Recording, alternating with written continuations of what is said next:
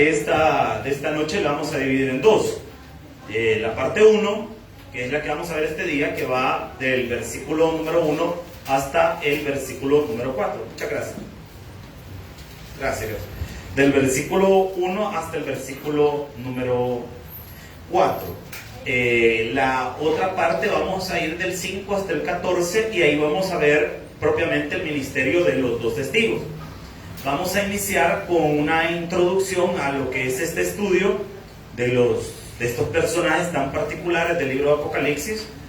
En lo personal me llama mucho la atención porque aquí hay mucha figura profética, hay muchas cosas que investigar. Yo les recomiendo no perderse los siguientes estudios bíblicos de Apocalipsis que van a poner. Bueno, viene la mujer y el dragón. Viene la mujer y el dragón, no es su vecina, hermana, no vaya, no. Es que la mujer y un dragón, porque es su esposo que quiere ganas. No. ¿Lo tiene, iglesia? Apocalipsis 11:1. Vamos a leer la palabra en nombre del Padre, del Hijo y del Espíritu Santo.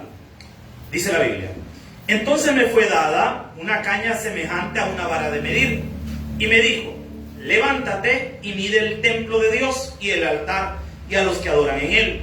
Pero el patio que está fuera del templo déjalo aparte y no lo midas, porque ha sido entregado a los gentiles, y ellos hollarán la ciudad santa 42 meses. Y daré a mis dos testigos que profeticen por 1260 días, vestidos de cilicio. Estos testigos son los dos olivos y los dos candeleros que están en pie delante de Dios, del Dios de la tierra. Oramos al Señor. Buen Dios y Padre que estás en los cielos, permítanos aprender de tu palabra. Te pido, Señor, que hoy tu Espíritu Santo inspire mi corazón, inspire mi vida para poder predicar tu palabra. Oro, Señor, que me des sabiduría para poder discernir la Santa Escritura, y te pido, Señor, que todos podamos comprender el mensaje que tienes para nosotros hoy. Señor, danos la facilidad al darnos oídos dóciles y un entendimiento para estas verdades que están aquí en tu palabra. En Cristo Jesús, amén y amén. Puede tomar su asiento. El libro de Apocalipsis es altamente simbólico y tenemos que tratar de discernir, entender todos los símbolos que aparecen en el libro. Ahora, ¿qué etapa? Siempre recordemos que estamos dibujando un panorama escatológico y semana a semana le vamos añadiendo algo. El evento, de nuevo, esto usted se lo va a memorizar después de este estudio bíblico, a ver que esto usted lo va a saber después de pe a pa. El evento escatológico que da inicio a todos los eventos del libro de Apocalipsis, ¿cómo se llama? El rapto de la iglesia. A ver, estamos bien. El rapto de la iglesia. Dijimos que después de esto los eventos se dividen en dos: eventos celestiales y eventos terrenales. ¿Se recuerda de eso? Dijimos que la tribulación iba a durar 7 años, que se divide en 3 años y medio y 3 años y medio. Ahora, los primeros 3 años y medio tienen un nombre, se le llama principio de dolores. Excelente nombre, todos van a tener 10. Principio de dolores. Y los otros 3 años y medio se le conoce como la gran tribulación. ¿Quién es los voceros de cómo que se llamaba ese lo que canta la gran tribulación? ¿Cómo se llama? Cristo vino. Estanislao Marino, gracias. La gran tribulación es parte final de los eventos escatológicos. En el cielo hay 2 eventos. El primero se llama Tribunal de Cristo.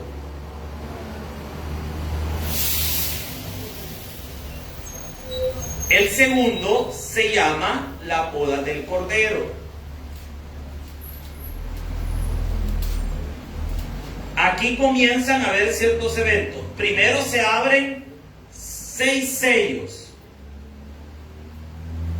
En medio, entre el 6º sello y el 7º, ocurrió algo. ¿Se recuerdan quiénes aparecieron ahí? ¿Nada? Los 144,000. ¿Se recuerda de eso? Lo estudiamos. 144,000 judíos anduvieron ahí predicando la palabra. Después se abrió el séptimo sello y aparece otra serie de juicios que se conocen como las 7 trompetas, que ya vimos 6 trompetas. Entre la sexta trompeta y la séptima trompeta ha pasado algo. Aparecieron 2 cosas por ahí. La semana pasada vimos una. Un ángel con un librito en la mano, ¿se recuerdan? Y aparece otro mensajero celestial, que es el que nos corresponde ver ahora. O bueno, mensajero, porque son 2. Son estos 2 testigos. Es decir, que nosotros ahorita estamos aquí. Nos falta todo esto 3 años y medio para allá. Ahorita nos hemos quedado aquí. En este punto de la tribulación es donde vamos ahorita. Justo entrando a la gran tribulación. Por ahí vamos ahorita. Ahora, ¿quiénes son estos 2 testigos? ¿De qué trata todo esto? ¿Por qué es importante entender el ministerio profético de estos hombres? Vamos a ver eso y muchas cosas más en este estudio bíblico de este día. Entremos en materia. Versículo 1. Entonces me fue dada, dice Juan, una caña semejante a una vara de medir. Explico. En el tiempo antiguo, las mediciones se hacían a través de cañas de medir. La palabra griega para eso es canon, que significa vara o caña de medir. Se usaba para tomar medidas. En la Biblia nosotros la vemos en 2 versículos que parece algo similar a lo de Juan. Vemos primero Ezequiel capítulo 40 versículo 3. Ezequiel capítulo 40 versículo 3. ¿Alguien que me haga el favor de leerlo? Cuando lo tenga, Ezequiel capítulo 43. Vamos a ver que ahí también a un profeta le pidieron que viera que alguien estaba midiendo el templo en una visión. ¿Qué dice? Me llevó ahí, he aquí un varón cuyo aspecto era como aspecto de bronce, y tenía un cordel de lino en su mano, y una caña de medir, y él estaba a la puerta. Estaba a la puerta del templo de Dios con un cordel para medir y también con una caña, porque Dios le iba a pedir a esta persona que midiera todo el templo. Vemos algo también semejante en Zacarías capítulo 2 versículos del 1 al 2. Zacarías capítulo 2 versículos del 1 al 2. ¿Alguien que me ayude también con la lectura de Zacarías? 2 del 1 al 2. Alcé después mis ojos y miré, he aquí un varón que tenía en su mano un cordel de medir. Y le dije, ¿a dónde vas? Y él me respondió, a medir a Jerusalén, para ver cuánto es su anchura y cuánto la longitud. Fíjese que sucede algo bien interesante. En ambas ocasiones, los profetas, Dios los envía a medir Jerusalén o el templo de Dios, porque está a punto de enviar un juicio. Como quien dice, medidlo y vamos a ver qué vamos a destruir, porque de eso trata. ¿Qué es una vara de medir? Fíjese que yo les puse unas imágenes por acá. Vamos a utilizar varias. Esto es un ejemplo de una vara antigua de medir. Cuando hablamos de una vara de medir, se parece al metro con lo que lo sonaban a uno antes, hermano. Entonces, mire, ahí está el ejemplo. Esto es una vara de medir como se hacía en los tiempos antiguos. Entonces, aquí vemos de nuevo que a un profeta se le pide medir el templo. Y aquí esto, ¿qué quiere decir? Que un juicio sobre la ciudad de Jerusalén está a punto de ocurrir. Sobre la ciudad de Jerusalén. Sobre el templo de Dios. ¿Por qué? Porque en el periodo de la tribulación, el anticristo va a promover la reconstrucción del templo de Jerusalén. Y vamos a ver varios versículos tocantes a esto. Pero sigamos acá. Vean lo que dice el versículo 1. Entonces me fue dada, ¿a quién? A Juan el profeta. Amén. A Juan el apóstol, el amado.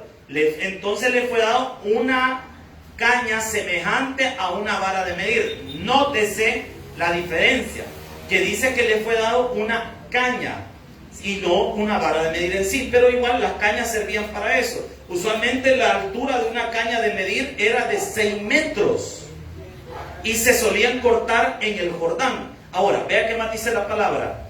Y se me dijo, levántate y mide el templo de Dios y el altar y a los que adoran en él. y mire el templo de Dios. Ojo, actualmente en Israel no existe el templo. Pastor, pero en las fotos de Jerusalén se mira un cucurucho dorado ahí. ¿Qué es eso? Lo que usted ve, bajemos por favor, en todas las fotos de Israel es esto que está acá arriba. Solo que aquí creo que no se ve tan bien. No sé si podemos poner la otra, porque eran dos. No, tampoco. No las pusieron en el orden que las mandé. Pero hay otra. No, para arriba no está, no la pusieron. Póngala de la única que aparece. Gracias. Vale. Lo que usted ve ahí arriba, yo había puesto otra imagen, les había mandado otra imagen a los hermanos de multimedia, donde aparecía lo que se conoce como la emplanada del templo. Lo que usted ve ahí, ese domo dorado, no es un templo judío, es una mezquita. Se conoce como la mezquita de Omar. Lo que está dentro de esa mezquita es una piedra que adoran los musulmanes. Le voy a contar qué pasó. Cuando Israel fue destruido en el año 70, después de Cristo, se cumplió la profecía de Mateo 24, cuando Jesús dijo que no quedaría piedra sobre piedra y que todo iba a ser destruido. Esa profecía se cumplió en el año 70 después de Cristo. Vinieron los romanos, entraron al templo de Jerusalén por unas revueltas que estaban organizando los judíos y destruyeron todo el templo. Cuando el general, mire qué bonito este nombre para que usted lo ponga en su hijo cuando quiera tener otros hipotes, Tito Flavio Vespasiano. Mire qué chulo es el nombre para que usted, Vespacio, vení para acá. También es bien chulito, ¿verdad? Entonces mire, este hombre llamado Tito Flavio Vespasiano fue el general que Roma mandó, que después este hombre se iba a convertir en emperador, pero en ese momento solo era un general. Llegó, invadió y él dio una orden que no destruyeran el templo. ¿Y sabe qué hicieron los soldados? Le dieron fuego al templo. Como las ansias del oro que tenían los romanos, porque mire, a los romanos no les importaba la religión, a los romanos les importaba esto, mire. Como querían oro, ¿sabe qué hicieron? Como se había derretido el oro de las paredes del templo, levantaron las piedras para sacar el oro que se había caído. Si eran cosas serias. Y no dejaron, literal, piedra sobre piedra. Todo le hicieron pedazos, a excepción de una parte. ¿Cuál es esa parte? El muro de los lamentos, que es este que tenemos aquí. Si usted ve aquí donde está un montón de puntitos pixeleados, ¿verdad? Este montón de puntitos pixeleados, esta pared que ve acá es la única parte del templo de Herodes que está en pie. Y los generales romanos la dejaron en pie solo para decirle a los judíos que no se volvieran a levantar porque se les iban a acabar. Pues Israel quedó solo, no tenía nada y estaba desolado. Después de eso vinieron los turcos y con parte de otras alianzas de árabes y tomaron Jerusalén y pusieron ese domo, el domo de la roca, hicieron esa mezquita, la mezquita de Omar. Así que, ay, qué bonito se ve Israel, ese es el templo de Jerusalén. Ese no es el templo de Jerusalén, esa es la mezquita de Omar, es de los musulmanes, ahí no hay judíos, eso es de los musulmanes, y ahí tenemos un clavo.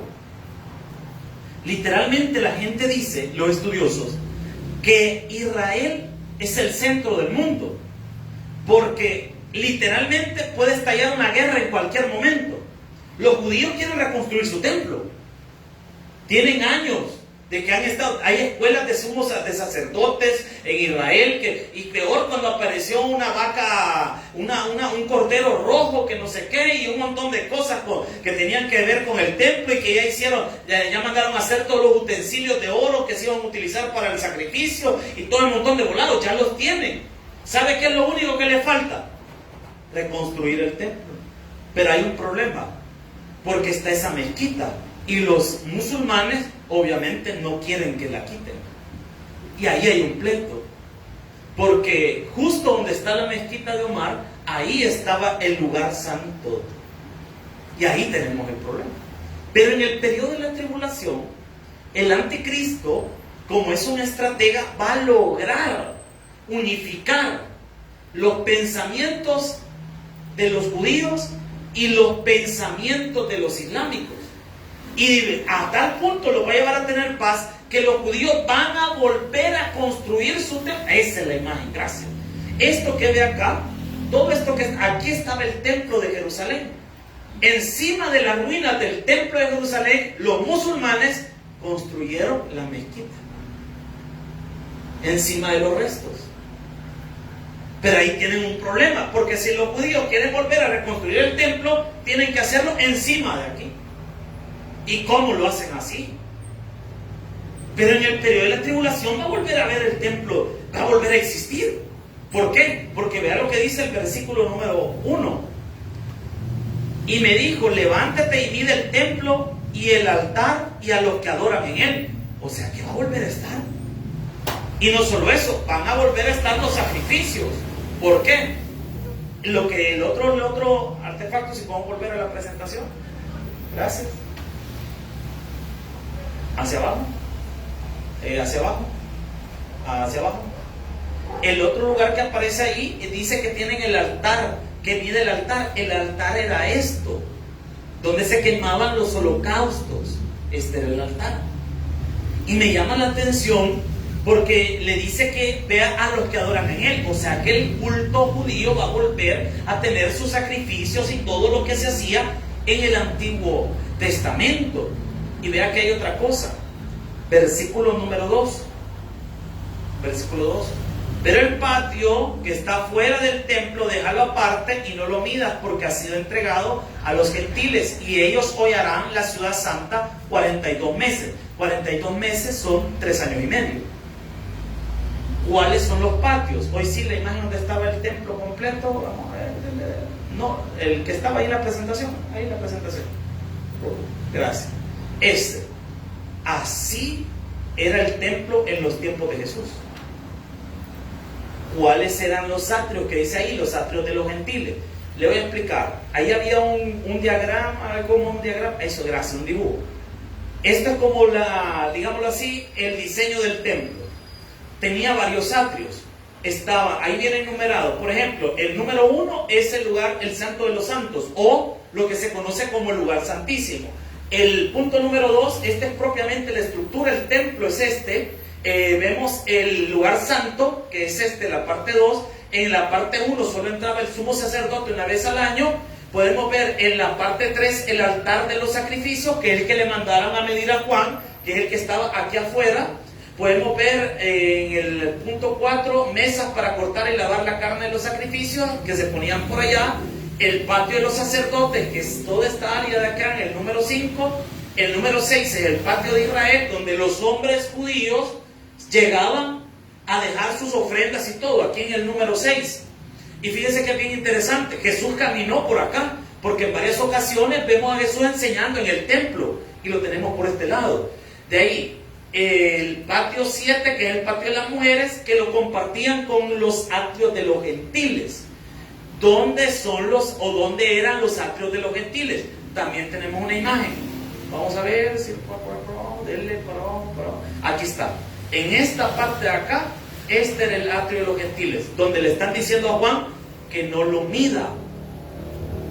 Al parecer, vamos a ver cómo el anticristo va a procurar que el templo de Jerusalén vuelva a ser construido, pero no para que adoren al Dios de Israel, sino para que lo adoren a Él. Se lo demuestro con la Biblia.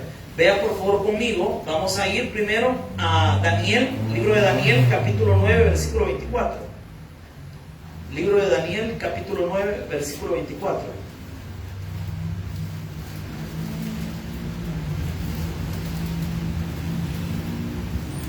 Libro de Daniel 9, 24. ¿Lo tiene? Vale, vea lo que dice la palabra del Señor. 70 semanas están determinadas sobre tu pueblo y sobre tu santa ciudad, hablando de Jerusalén, para terminar la prevaricación y poner fin al pecado y expiar la iniquidad, y para traer justicia perdurable y sellar la visión y la profecía y ungir al santo de los santos. Esta es la profecía de las 70 semanas. Cuando estudiemos el libro de Daniel me voy a detener, porque estudiar esto de las 70 semanas por lo menos nos va a llevar unos 3 o 4 cultos, porque es bastante. Pero no quiero hablarles de eso, sino que vuelvan a ver que a Jerusalén en los periodos futuros se va a volver a conocer como la Santa Ciudad. ¿Por qué se le llama la Santa Ciudad? Porque ahí estaba el templo del Dios vivo. Amén. Ahora, el enemigo va a utilizar, recuerde que el enemigo es un gran copión. Nosotros sabemos que tenemos un Dios trino, Padre, Hijo y Espíritu Santo. Pero el enemigo también quiere tener su trinidad, miren, porque está el satanudo, el cachudo, el anticristo y el falso profeta. Estos dos últimos, el anticristo y el falso profeta, van a promover una religión universal para la humanidad, donde no va a ser el sujeto de la adoración el Dios de Israel, sino el anticristo y Satanás. Vean lo que dice 9:27 de Daniel siempre. 9:27.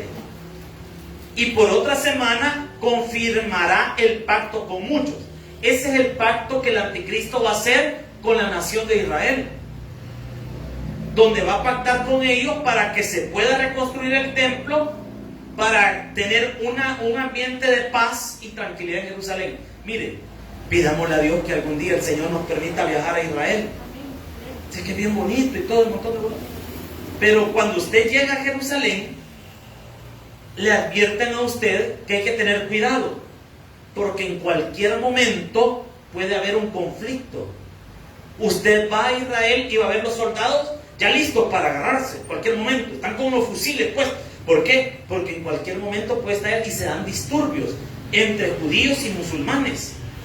Y de repente acuchillan a alguien y salen y empiezan a pelear. Y eso es de todos los días en Israel. Pero el anticristo va a lograr que exista paz entre judíos y musulmanes. Y vean lo interesante de esto. Versículo 27 estamos. 9:27. Vean lo que dice la palabra. Y por otra semana confirmará el pacto con muchos. A la mitad de la semana, ojo, ¿cuál es la mitad de la semana? A los 3 años y medio. Porque los 7 años de la tribulación es una semana profética. Cuando estudiamos el libro de Daniel, les voy a explicar bien cuáles son las semanas proféticas. Por eso que a manera de broma usted puede decir, en una semana te voy a pagar. Usted pregúntele, ¿es profética o es semana normal? Porque si es semana profética son 7 años, hermano. Entonces mire, a la mitad de la semana, es decir, a los 3 años y medio, va a cesar el pacto, el trato que tenía con los judíos. Y vea que va a hacer el anticristo. En el versículo 27 estamos todavía. Y hará cesar el sacrificio y la ofrenda. Después, con muchedumbre de las abominaciones, vendrá el desolador, hasta que venga la consumación y lo que está determinado se derrame sobre el desolador. Vale. Esta profecía tiene 2 cumplimientos en la historia. El primer cumplimiento pasó hace bastantes siglos atrás. Recuerde que el mundo vio a 4 grandes imperios. El primero de esos grandes imperios fue el imperio de Babilonia. El segundo de esos grandes imperios mundiales fue el imperio medo-persa. Y el tercero de esos grandes imperios mundiales fue el imperio griego. El imperio griego tenía un problema. El imperio griego que se desarrolló a manos de un solo hombre llamado Alejandro el Magno. Por aquí tenemos la foto de don Alejandro. Este no es muy feo, ese es Antíoco. Este es Alejandro el Magno. Mire, ¿qué hacía usted a sus 20 años? Acuérdese qué hacía usted. O si no los ha cumplido todavía, bendito sea usted, hermano. ¿Qué hacía usted a sus 20 años? Jugaba en la cancha, iba a pasear. Este hombre a los 20 años ya había conquistado el mundo. El mundo. Ay, hermano, yo cuando veo eso digo, Dios mío. De hecho, Julio César lloró ante la tumba de Alejandro el Grande, porque Julio César sentía que no había hecho nada. Y este hombre a sus 30 años ya había conquistado todo, ¿no? 20 y tantos comenzó su campaña y a los 30 ya era dueño del mundo. Pero sabe que tenía un problema, se murió bien rápido. Algunos dicen que lo envenenaron, otros dicen que le dio malaria, o que no sé qué le pasó, pero la cuestión es que cuando estaba invadiendo la India, le dio una su enfermedad y se murió. Como todos los emperadores de la época antigua, ¿sabía usted que los emperadores de la época antigua eran, ¿cómo se llama cuando les gusta hombre y mujer? ¿Cómo? Bisexuales. Bisexuales, es verdad.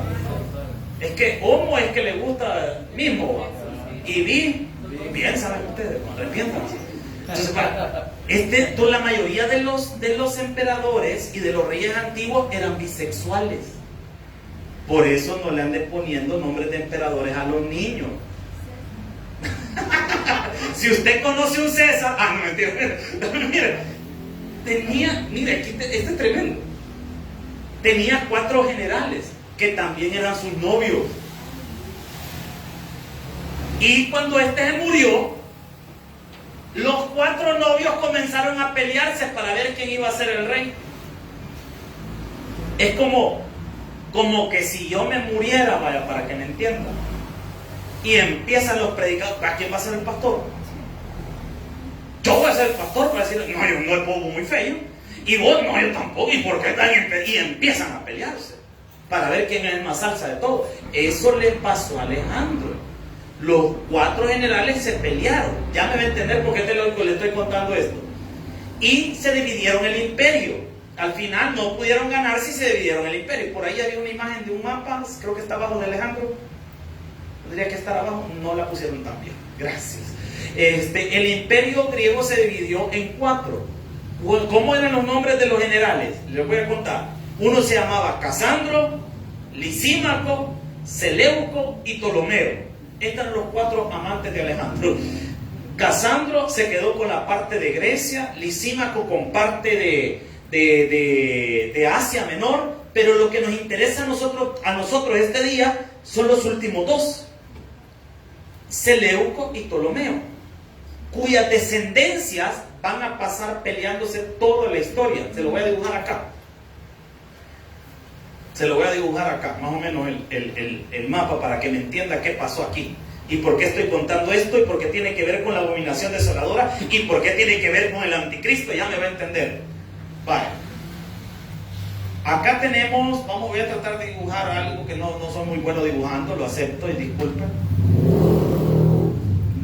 Más o menos. Vale, acá abajo tenemos Egipto. Acá están los acá. Cuando el emperador Alejandro murió, se dividió el imperio en 4, ya se los conté. La parte de Europa, Casandro y Lisímaco se la quedaron. Y sus descendientes siguieron siendo reyes en lugar de ellos. Hasta ahorita vamos bien, ¿me está siguiendo? Los Seleucidas se quedaron aquí arriba, donde era Asiria y Siria. Aquí se quedaron los Seleucidas, que eran los descendientes de un señor llamado Seleuco, que era uno de los amantes de Alejandro Magno. Abajo, en Egipto, se quedaron los Ptolomeos, descendientes de un general griego llamado Ptolomeo. Estos 2, todo el tiempo de la historia, pasaron agarrándose unos con otros. Y adivine a dónde se agarraban a golpes. ¿Aquí qué hay? Israel. Entonces a los pobres hebreos, los Seleucidas los agarraban. Venían los Ptolomeos y se peleaban y le ganaban. Y a veces gobernaban los Ptolomeos, a veces los Seleucidas, y estaban en ese estilo y encoge. Esta parte de la historia de Israel no está en la Biblia. Está en los escritos apócrifos o deuterocanónicos. ¿Por qué la Biblia, nuestra Biblia, Reina Valera, no tiene los escritos apócrifos o deuterocanónicos? Porque no son inspirados por Dios. En otra ocasión les voy a mostrar los errores que están en los libros apócrifos. Pero, aunque tienen errores, nos ayudan también a entender un poquito de lo que pasó en el periodo intertestamentario, entre el Antiguo Testamento y el Nuevo Testamento. Esa paginita que usted tiene antes de llegar a Mateo, esa paginita que está ahí en medio, entre el Antiguo y el Nuevo Testamento, ahí pasaron 400 años, que se conoce como los 400 años de silencio. En esos 400 años pasó esto que le estoy contando, y se pasaban peleando. Pero de los Seleucidas apareció un hombre llamado Antíoco. Mire qué bonito para que le ponga un hijo, hermano. Antíoco Epífanes. Mire bien chulo el nombre, hermano. Que es el nombre que aparece arriba de Alejandro, el que estaba arriba. Este es Antíoco Epífanes. Este se le conoció también como Antíoco el Loco. Este tipo estaba tan loco que cuando invadió Israel, tomó el templo que había sido reconstruido por Zorobabel, y en el lugar santísimo donde se derramaba la sangre de los corderos para la redención del pecado, sacrificó una cerda. A ese acto tan abominable se le llamó la abominación desoladora. Pero las profecías en la Biblia tienen más de un cumplimiento, porque algunos estudiosos dicen, mire, ahí esa es la abominación desoladora de Daniel. Parte sí y parte no, porque lo completo de esto va a ser cuando el anticristo se siente en el lugar santísimo del Señor y quiera que lo adoren. Esa es la verdadera abominación desoladora. ¿Me está siguiendo? Ahora me entendió por qué le conté todo esto de los amantes de Alejandro. Miren, ya me echamos el rollo. El pobre Alejandro no salió soplado, ¿verdad? Miren, vean lo que dice 2 Tesalonicenses capítulo 2 versículos 3 y 4. Pobre Alejandro, déjamelo descansar.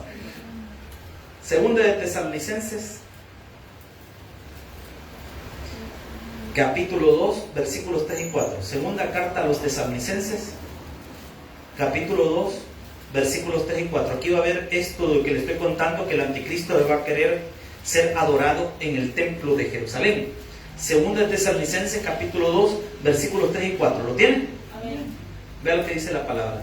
Nadie os engañe en ninguna manera, porque no vendrá sin que venga antes la apostasía y se manifieste, quien dice, el hombre de pecado, el hijo de perdición. ¿Quién es el hombre de pecado? El anticristo. Versículo 4.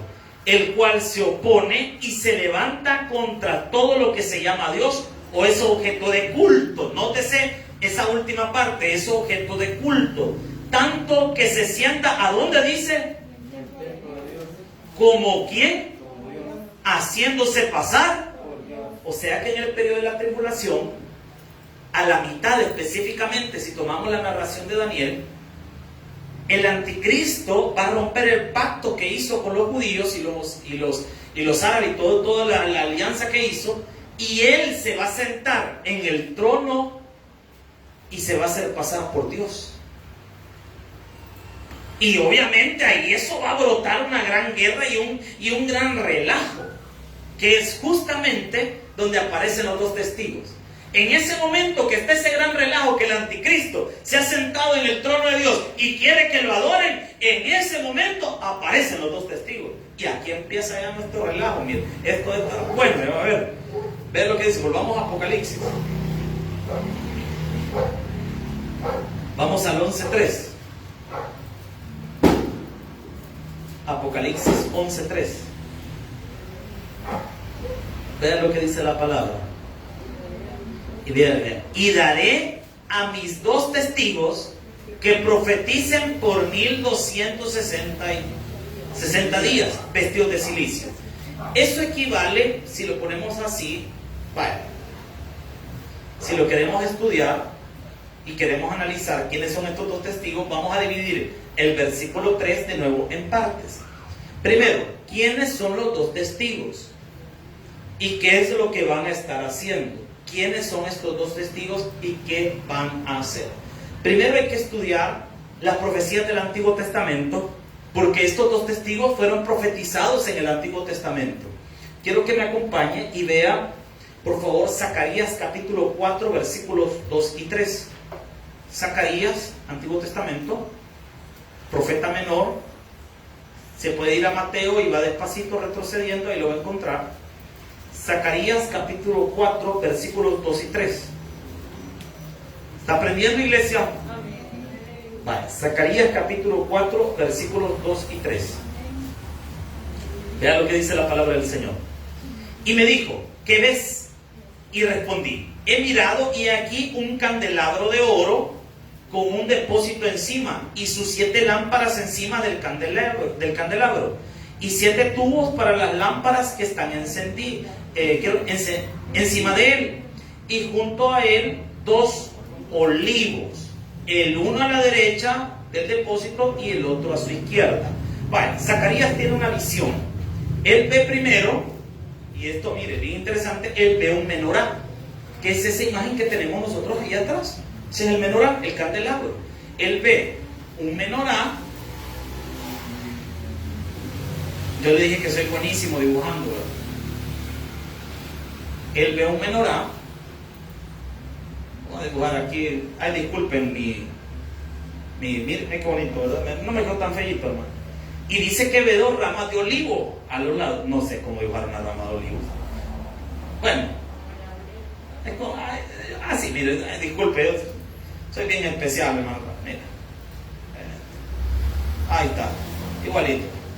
Dice que ve esto. ¿Qué representa esto?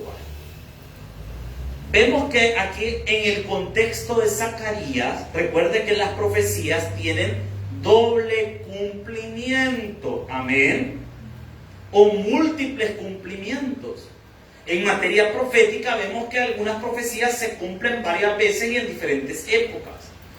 Vemos aquí que en el contexto esto representa a 2 personajes de la época post-exílica. Recuerde que Israel se fue a Babilonia deportado y estuvieron 70 años. Cuando regresaron, en los retornos de Israel, aparecieron en el primer retorno, cerca del año 536, si no me equivoco, antes de Cristo, aparecen 2 líderes en Israel que son bien importantes. Uno se llama Zorobabel, o Zorobabel, perdón. Zorobabel, y el otro, el sumo sacerdote Josué. En la visión que Zacarías tiene, estos son los 2 testigos. Son los 2 olivos. ¿Cómo lo comprobamos? Versículos 13 y 14 de Zacarías 4.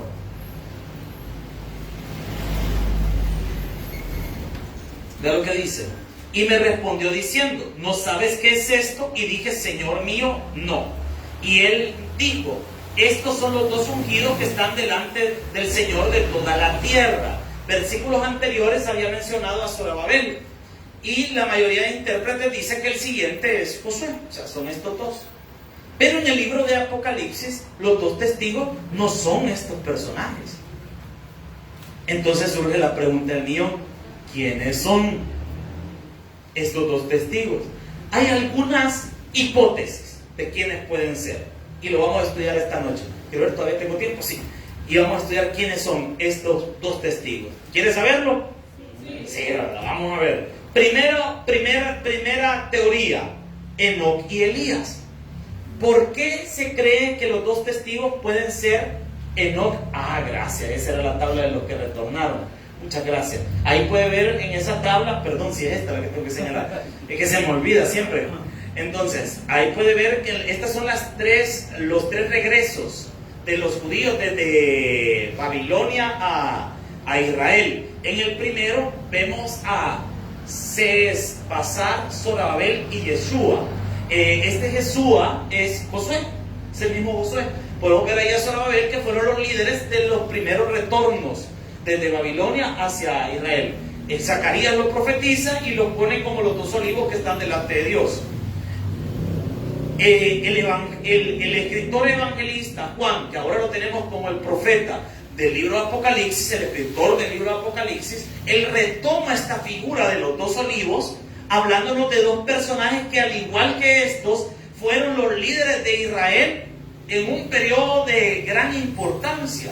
De eso es la figura que se toma ahí. Pero estos personajes son diferentes. Los primeros dijimos que podía ser Enoc y Elías. ¿Por qué pueden ser Enoc y Elías? ¿Qué tiene de importante Enoc y Elías? que fueron los únicos dos personajes en la Biblia que no vieron muerte, sino que fueron transpuestos, rompiendo por algo la regla de Hebreos 9:27. Vean lo que dice Hebreos 9:27. Alguien que me lo lea, por favor. Hebreos 9:27. Hebreos 9:27. ¿Qué dice Hebreos 9:27? Y de la manera que estaba establecido para los hombres que mueran una sola vez. Y después de esto, el juicio.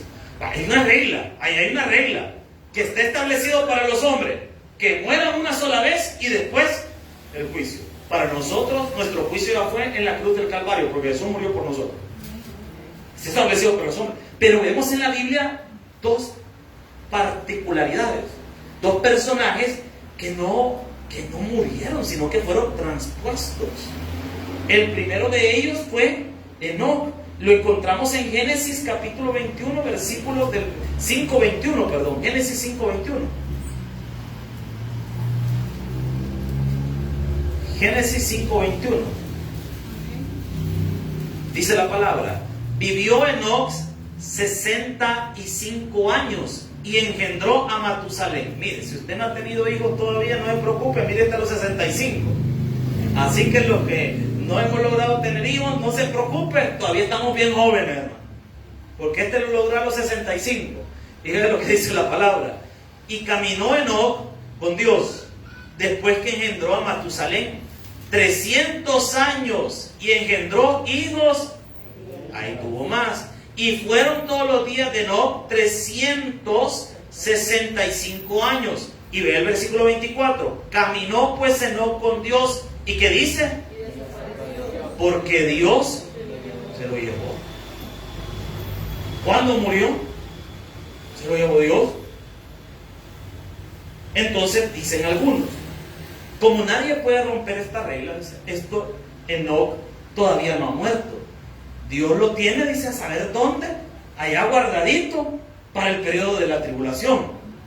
Allá lo tiene a saber a dónde, Enoc. Esa es una teoría. Ah, claro, esto que estoy diciendo es teoría. Amén. Vale. Lo siguiente, vamos a ver también al ejemplo de Elías. Segunda de Reyes, capítulo 2, versículos 11 y 12. Segundo libro de Reyes, capítulo 2,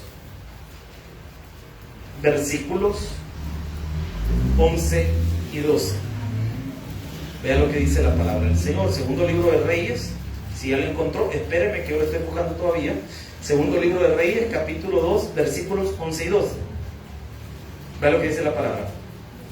Y aconteció que yéndose ellos hablando, he aquí un carro de fuego con caballos de fuego apartó a los dos.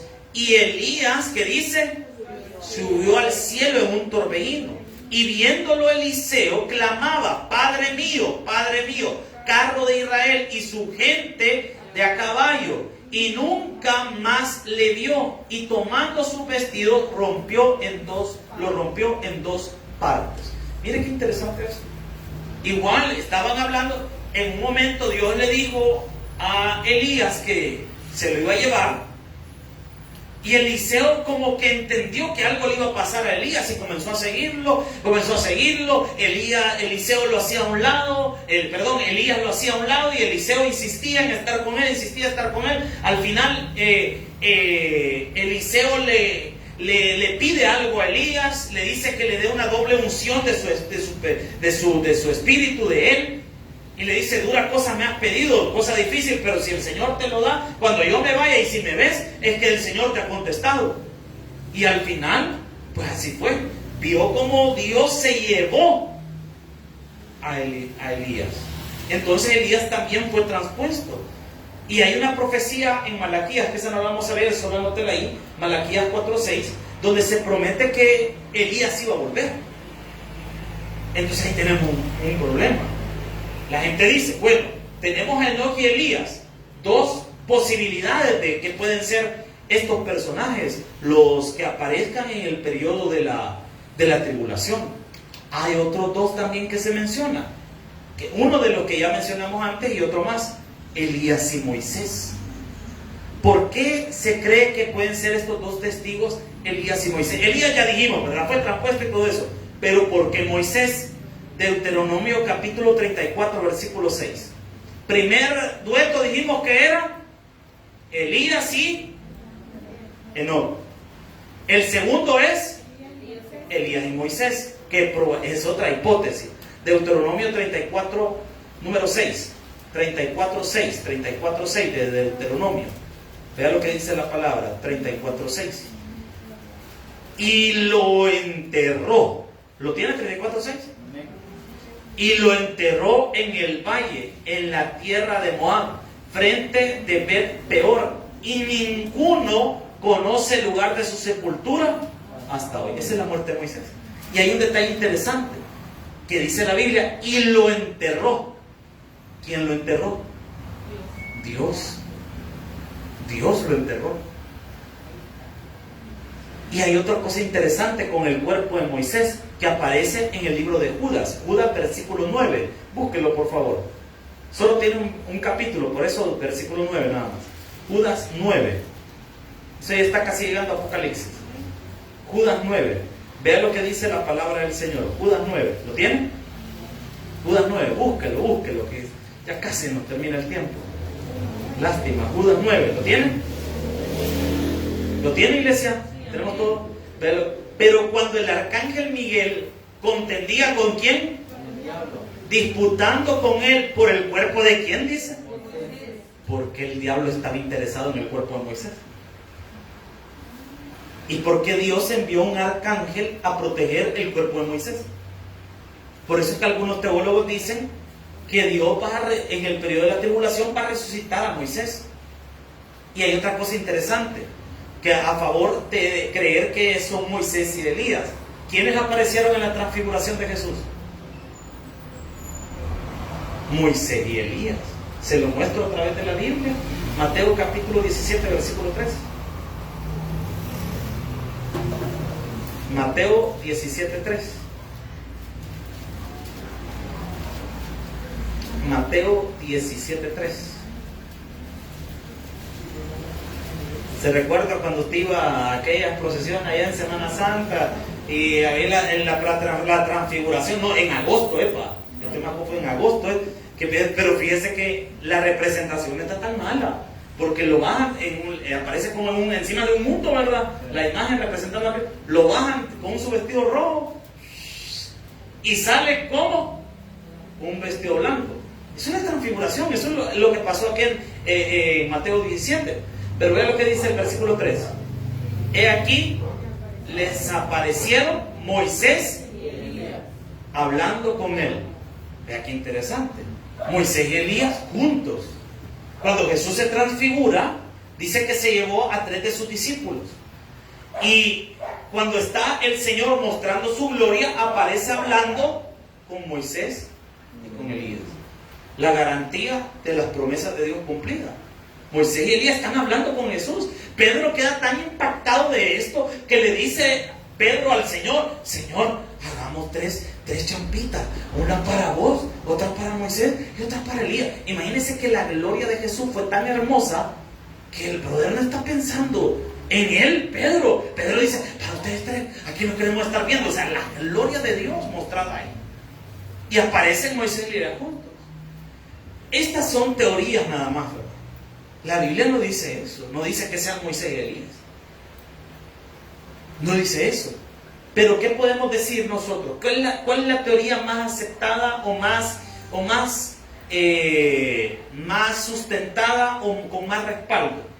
Que son dos hombres que van a existir en el periodo de la tribulación, que van a tener el respaldo de Dios como lo tuvo Moisés y Elías. Porque el próximo jueves, que estemos estudiando esto otra vez, que estemos estudiando el ministerio, usted se va a dar cuenta que los milagros que hacen los dos testigos son parecidos a los milagros que hizo Moisés y a los milagros que hizo Elías. Entonces algunos teólogos dicen que van a ser dos personas que van a tener el respaldo de Dios en sus vidas, como lo tuvo Moisés y Elías. Así que la próxima semana vamos a seguir estudiando más de los dos testigos. Un fuerte aplauso al Señor. Vamos a orar. Cielo, gracias por tu palabra.